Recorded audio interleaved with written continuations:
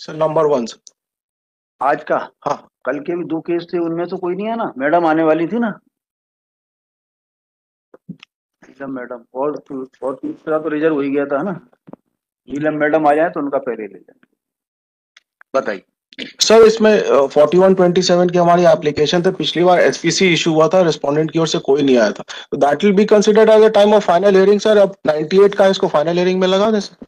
नहीं, क्या हुआ पिछली डेट पे, क्या हुआ था? एसपीसी इशू हो गई थी, रेस्पोंडेंट के लिए कोई नहीं आया था सर। हम आज भी कोई नहीं है? आज भी कोई नहीं है सर। क्या केस है ये? सर कर कर दो एक आध, इस बहाने बहस हो जाएगी। फाइनल हियरिंग के लिए लगा दीजिए ऐसा सर। क्या कोर्ट ने लिखा है ना?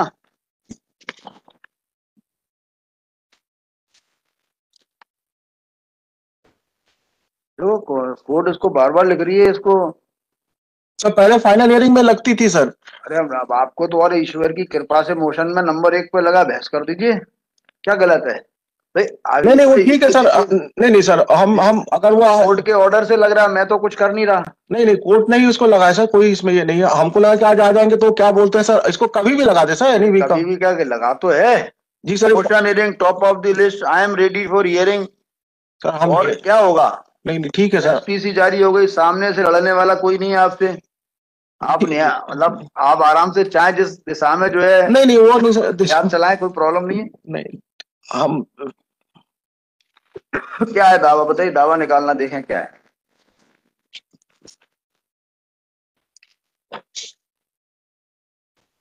आप भी क्यों ज्यादा मेहनत करो जब खुशी में। नहीं नहीं, वो नहीं सर, आप इसको इसी वीक में लगा मैं दीजिए। देख तो रहा हूँ, अभी अभी देख लेते हैं, नजर कर लेते हैं। अब आप क्या है कि आप अकेले रहोगे, नहीं तो सामने वाला एक वकील साहब और आ जाएंगे, उनसे और ज्यादा। देखें कि है क्या मैटर। मैंने सर ये स्पेसिफिक परफॉर्मेंस का है sir. Performance suit you filed, yes, my suit has been dismissed. That has been, अच्छा डिसमिस्ड। यस। बता दीजिए, यदि डिग्री करने लायक हुआ देख लेते हैं। इसमें क्या हुआ सर कि court has dismissed my suit on the ground that the agreement itself was insufficiently stamped my lord. लेकिन हमने 4127 के साथ वो रसीद लगाई, जिसके तहत हमने वो इंपाउंडिंग के चार्जेस पे कर दिए थे सर। अच्छा, दैट इज द वो 41 एग्रीमेंट पढ़िए। सर। लिख देती हूँ, यहाँ से पढ़िए। लिख देती हूँ, मैं कुलवती देवा मंगना कलार साकिन मेहता, तहसील लखनादौन, जिला निवासी हूँ। पावत ऐसा कि जो कि मैंने जमीन ग्राम मेहता पटवारी हल्का नंबर स्थित खतरा नंबर स्टैंड तो खतरा नंबर बहुत सारे खतरे हैं, इस तरह से बेचा गया। कुल रकबा रुपया की इस तरह से बेचा गया, जहाँ से वर्ड देखिए, ये बेचा गया। कुल रकबा 3.30 हेक्टेयर, यानी कि करीब हो गया जी आपका जो है सर लगभग 10 10 15 बीघा, 15-17 बीघा जी सर। भूमि। टीकाराम बल दीवान सिंह सवेरे निवासी मेहता, जिला सिवनी, हाल मुकाम भोपाल को हमेशा के लिए 50,000 रुपए में विक्रय करने का सौदा कर उप क्रेता से आज रूबरू गवान के 50,000 रुपए प्राप्त की लिया। अब क्रेता से कुछ पाना बाकी नहीं रहा। जी सर। सर तो हम सेल डीड हो गई। सर इसमें सर ये देखिए सर, इसमें कोर्ट ने ये कहा है सर कि जो अब हमने। देखो तो जी सर। एक निवेदन क्या होता, मेरी नजरिए से भी पढ़ो कोर्ट को। अभी मैं कोर्ट की फाइंडिंग से जो है प्रभावित नहीं हूँ।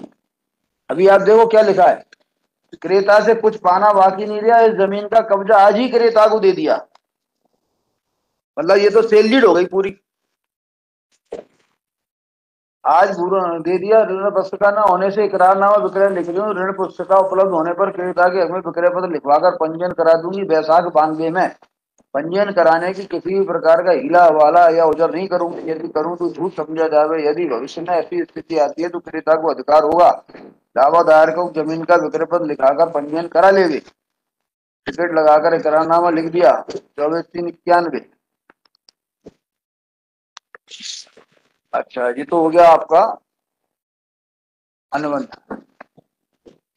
सर पैराग्राफ 12 में फाइंडिंग है सर इसकी। Paragraph 12 of judgment. बताइए।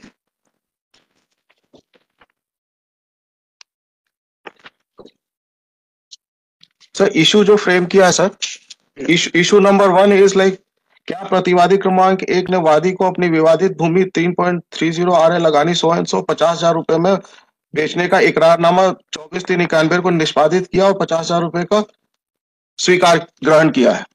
जी नाउ सर,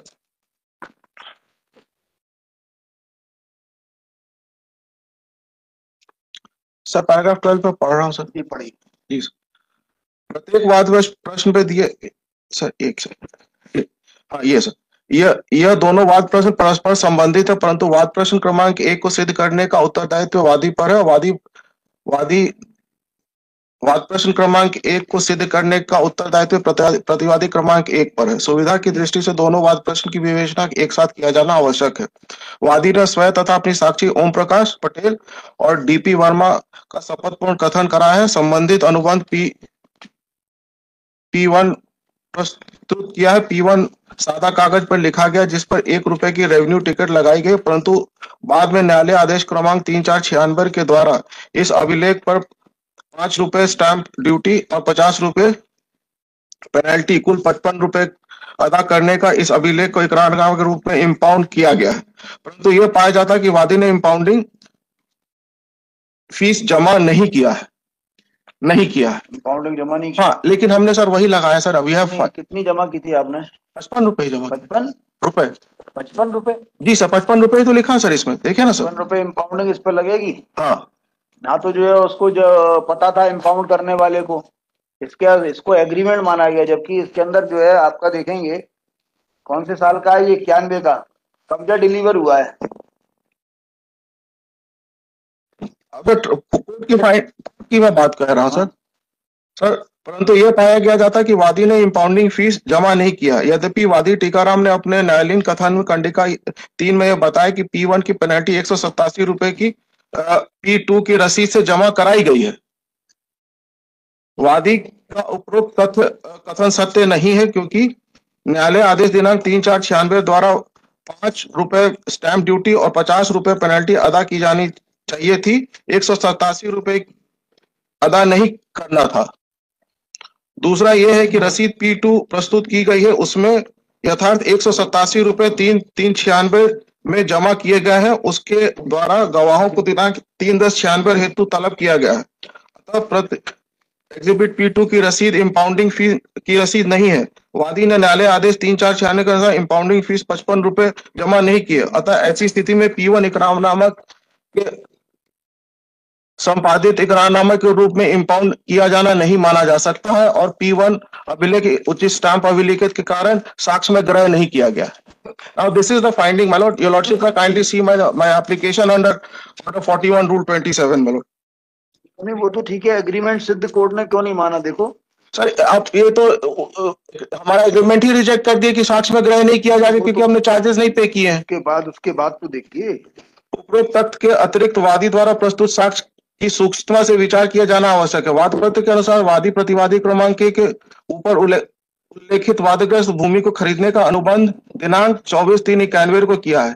यह वाद अनुबंध दिनांक से लगभग 3 वर्ष बाद 21/3/94 को प्रस्तुत किया गया। वाद प्रस्तुत करते समय वादी ने कंडिका 1 में यह अभिकथन किया है कि वह भोपाल में विज्ञान एवं तकनीकी विभाग में कार्यरत था। वादी टीकाराम ने न्यायालयीन कथन में दिनांक 3/10/96 को लिया गया है। वादी ने यह कथन किया है कि वर्ष 91 में प्रतिवादी क्रमांक 1 ने अपनी जमीन बेचने के लिए 3-4 महीने से वादी के पिता के पास आती थी। इस कारण दिनांक 24/3/91 को वादी प्रतिवादी को ₹50,000 नगद अदा किए और इकरारनामा P1 प्रतिवादी क्रमांक 1 को संपादित किया। उस समय प्रतिवादी क्रमांक 1 की तीनों लड़कियां और एक नातिन उपस्थित थे। साथ ही साथ ओम प्रकाश पटेल और डीपी वर्मा वादी साक्षी क्रमांक 2 एवं 3 और मुन्नी काछी एवं गांव के बहुत से लोग उपस्थित थे। वादी का यह कथन है कि इकरारनामे पर प्रतिवादी क्रमांक 1 की अंगूठा निशानी लगाई गई है। साक्षी पसुआ एवं मुन्नू काछी और डीपी वर्मा और ओम प्रकाश पटेल के हस्ताक्षर है। P1 के अवलोकन से पाया जाता है कि उस गवाह बतौर 2 साक्षी पसुआ और सो के अंगूठा निशानी लगे हुए हैं और हस्ताक्षर नहीं है। परंतु आगे चल के वादी ने प्रतिपक्ष की कंडिका 20 में यह स्पष्ट किया है कि यथार्थ मुन्नी काछी और पसुआ के अंगूठा निशानी ही लगाई गई थी। वादी के कथन के समर्थन में वादी साक्षी क्रमांक 2 ओम प्रकाश पटेल और साक्षी क्रमांक 3 डीपी वर्मा ने भी कथन किया है और इन दोनों साक्षीगण ने हस्ताक्षर P1 पर अ से और ब से ब स्थान पर है। प्रतिवादी ने इन सभी तथ्यों को अस्वीकार किया है। ऊपर ऊपर ये विवेचना की जा चुकी है कि सर्वप्रथम P1 का इकरारनामा उचित स्टैंप पर न होने के कारण आदेश के उपरांत इंपाउंडिंग फीस जमा न कराने के कारण साक्ष्य में ग्रहण नहीं किया, परंतु इसके अतिरिक्त भी ये पाया जाता है कि P1 पर 4 साक्षीगण के दस्तखत और अंगूठा निशानी अंगूठा है। संभवतः ऐसी अभिलेख को 2 साक्षीगण को के हस्ताक्षर और अंगूठा होते हैं। किन परिस्थितियों में इस अभिलेख पर 4 साक्षीगण रखे गए, यह स्पष्ट नहीं होता है। यह तथ्य भी विशेष रूप से उल्लेखित है कि साक्षी पसुआ मुन्नी पक्षकारों ग्राम मेहता में निवासी हैं और दोनों साक्षीगण की मृत्यु हो गई है, जैसा कि प्रतिवादी क्रमांक 3 की कथन कंडिका 6 में अंकित है। ऐसा प्रतीत होता है यथार्थ कि जब पसुआ और भूमि काची की मृत्यु हो गई, तदोपरांत वादी ने डीपी वर्मा और सो एंड सो के हस्ताक्षर करा लिए हैं। यह अभिलेख ओम प्रकाश द्वारा लिखा जाना बताया गया है। वादी के विद्वान अधिवक्ता श्री सो एंड सो का यह तर्क है कि प्रतिवादी क्रमांक 1 ने अपने अंगूठा निशानी होना स्वीकार किया, परंतु उक्त तर्क न्यायसंगत नहीं है, क्योंकि प्रतिवादी की ऐसी कथन नहीं है। प्रतिवादी नहीं है और P1 का अंगूठा निशानी लिया गया था। प्रतिवादी ने जवाबदाव में स्पष्ट अभियुक्त कथन किया है कि वादी के भाई सो एंड सो ने प्रतिवादी क्रमांक 1 का इलाज कराने हेतु प्रतिवादी क्रमांक 1 को लखनऊ डाउन और जबलपुर लाया था तथा वहां पे कुछ कागज पे निशानी अंगूठा कहकर लगवाया कि इलाज के लिए आवश्यक है। प्रतिवादी क्रमांक 1 ने इस कथन को निष्कर्ष नहीं निकाला जा सकता। प्रतिवादी क्रमांक P1 पर अंगूठा निशानी होना स्वीकार किया है। प्रतिवादी का ऐसा अभिकथन है कि वादी ने उनसे निशानी अंगूठा लगवाया था, अतः ऐसी स्थिति में प्रतिवादी क्रमांक 1 के विद्वान अधिवक्ता सो एंड सो का यह तर्क कि वादी विशेष प्रभावी व्यक्ति था और P1 पर प्रतिवादी 1 क्रमांक का अंगूठा लगा लिया स्वीकार नहीं किया जा सकता, क्योंकि प्रतिवादी क्रमांक स्वयं के यह कथन था कि अंगूठा निशानी वादी के भाई शीशाराम ने किसी कोरे कागज पे लिया था, जबकि P1 पर जो निशानी अंगूठा प्रतिवादी 1 क्रमांक का होना बताया है वह कोरे कागज पर ना होकर रेवेन्यू स्टैम्प पेपर पे। अतः ऐसी स्थिति में यह नहीं माना जा सकता कि प्रतिवादी क्रमांक 1 P1 पे अंगूठा निशानी है उसे स्वीकार करती है। फलस्वरूप वादी का यह उत्तरदायित्व है कि यह प्रमाणित करे कि P1 पे यथार्थ में प्रतिवादी क्रमांक 1 का ही निशानी अंगूठा था। इस संबंध में वादी ने किसी अंगूठा चिन्ह विशेषज्ञ के फिंगरप्रिंट एक्सपर्ट का P1 से अंगूठा की जांच नहीं कराई है। प्रतिवादी क्रमांक 1 ने अपने जवाब दावा अन्य स्थानों पर यह अभिलेख भी में अंगूठा निशानी लगाई गई P1 पे अंकित अंगूठा निशानी की तुलना नहीं की जा सकती थी, परंतु वादी ने ऐसा नहीं किया, जिसके अभाव में यह विधित प्रमाणित नहीं होता कि P1 प्रतिवादी 1 क्रमांक के ही अंगूठे लगे हुए हैं। वादी ने स्वयं के अतिरिक्त साक्ष्य में ओम प्रकाश पटेल और डीपी वर्मा का भी परीक्षण कराया है। P1 पे ओम प्रकाश पटेल वादी साक्षी क्रमांक 2 द्वारा लिखा गया है कि डीपी वर्मा ने उस पर साक्षी बतौर हस्ताक्षर किए हैं। यह दोनों साक्षी ग्राम मेहता में रहने वाले नहीं है। ओम प्रकाश पटेल ग्राम सिवनी टोला घाना चरगावा जिला जबलपुर का निवासी है और साक्षी डीपी वर्मा खमरिया थाना करेली जिला नरसिंहपुर के निवासी। प्रतिवादी क्रमांक से यह तर्क किया गया है कि दोनों साक्षी फर्जी हैं। ओम प्रकाश पटेल का यह कथन है कि उसके पिता वर्ष 89-90 में गल्ले के व्यापार करने के लिए मेहता गांव चले गए थे और उन्हें उसी समय ओम प्रकाश पटेल भी मेहता गांव आया था तथा ओम प्रकाश पटेल ने उसके पिता ने प्रतिवादी के पास 30 किलो चावल लाने भेजा था। तब ही पहली बार उसका प्रतिवादी क्रमांक 1 से परिचय हुआ था। ओम प्रकाश पटेल का यह भी कथन है कि उस समय प्रतिवादी क्रमांक 1 चावल तो नहीं दिया, परंतु साक्षी को अपने साथ लेकर वादी के घर आई और लिखा पढ़ी कराने के लिए कहा। इस प्रकार साक्षी डीपी वर्मा ने कथन किया कि ग्राम मेहता के पास ग्राम सो एंड सो में उसके जीजा रहते थे और जीजा के घर जाने के लिए बस से मेहता गांव पहुंचा था। वहां से उतरकर ब्रह्मोरी गांव जाने के लिए बस स्टैंड पर बस का इंतजार कर रहा था। उसी समय डीपी वर्मा का भांजा रमेश श्रीवास्तव भी उपस्थित था। प्रतिवादी क्रमांक 1 ने उसी समय रमेश को बुलाया और कहा कि दीवान सिंह वादी के पिता के घर चलना है और डीपी वर्मा के साथ हो गए। इस प्रकार ओम प्रकाश और डीपी वर्मा लेकर प्रतिवादी एवं स्वयं वादी के घर आए। यहाँ परिस्थिति पूर्णतः तथा अस्वाभाविक और वादी के सर्विस में था क्या? जी सर, ठीक है, पढ़ी स्वयं वादी के घर आए थे।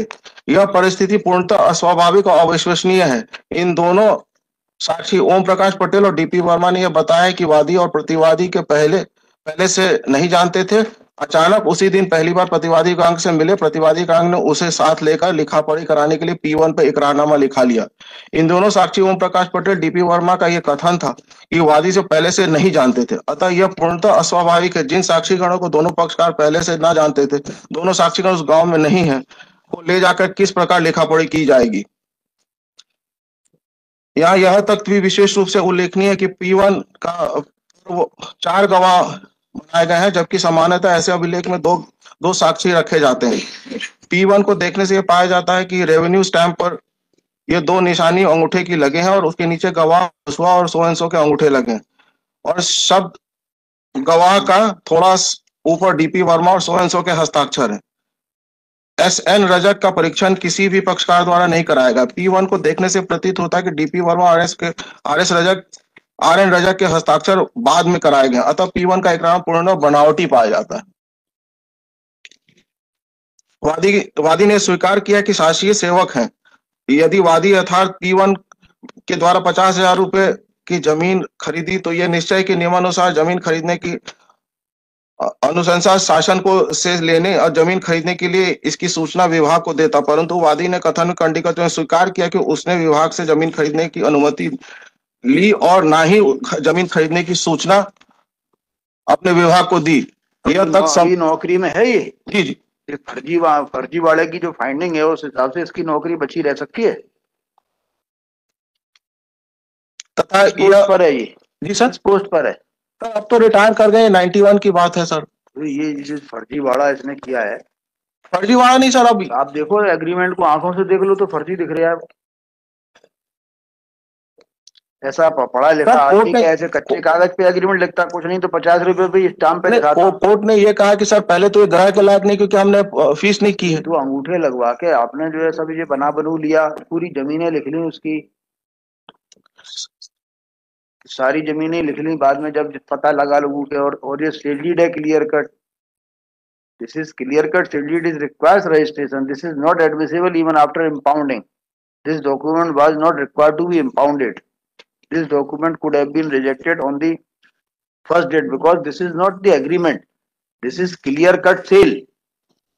50,000 में तय हुआ, 50,000 कंप्लीट दे दिए, कब्जा भी आपको दे दिए। What is more required for the purpose of execution of sale deed? क्या रिक्विजिट्स हैं उसकी? एक पैसा देना है और कब्जा भी जरूरी नहीं है। कंप्लीट यदि पैसा दे दिया तो सेल हो जाती। और जो पैसे वाला था ही आपका क्लाइंट, रजिस्ट्री चार्जेस और देता तो उस दिन रजिस्ट्री हो जाती। ठीक है, देख लिया मैंने, कुछ है नहीं उसमें।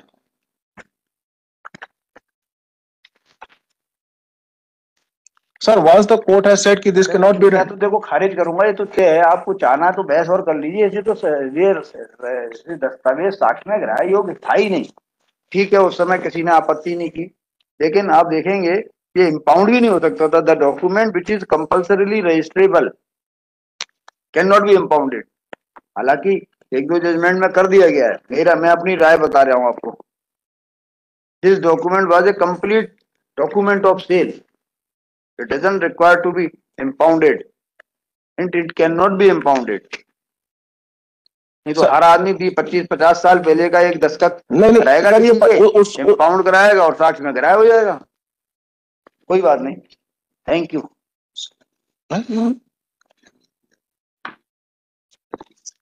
एग्रीमेंट के हिसाब से चलेंगे ना? किसके हिसाब से? नहीं सर, उनका कहना है कि सर कब्जा नहीं दिया था, वो रेवेन्यू एंट्री में सिर्फ हो गया। कब्जा दस्तावेज में लिखा, दस्तावेज में लिखा सर, वही भाई आपका लिखा हुआ कागज। यदि आपके दस्तावेज को सही माना जाए, दस्तावेज को सही माना जाए तो लिखा हुआ है कब्जा दे दिया। तो दादी से खरीदा था। अरे आप कोई दूसरी जमीन को बारे में खरीद लेना, इस जमीन को रहने दो, कोई और जमीन खरीद लेना। अब तो और इतनी सर्विस के अंदर और पैसा इकट्ठा हो गया होगा। सर आप तो रिटायर कर गए होंगे सर, वो मुझे कह रहा हूँ। ठीक है sir, but once the court has held that it can not be read in evidence, उसको डिस्कस करने के लिए this is totally inadmissible document. Even after impounding this can not be considered in evidence. This is complete document of sale. This requires registration. अब दिखाएं आपको जजमेंट? नहीं, वो तो ठीक है sir, recital in the document.